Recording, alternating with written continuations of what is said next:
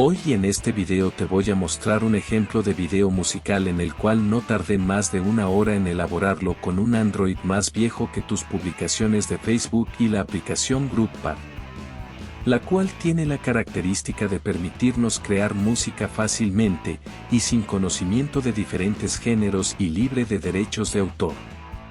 Así que si tienes la intención de ser creador de contenido y no tienes ni tantita idea de qué hacer, esta es una excelente opción ya que el resultado que verás a continuación es un video totalmente monetizable sin tanto esfuerzo y con excelente calidad de audio y videos de alta definición. Así que si te gusta la música y tienes un poquito de creatividad e insistencia, tal vez puedas llegar a lograr algo que valga la pena. Es por eso que te dejo un tutorial de cómo elaborar el videoclip completo en la descripción de este video.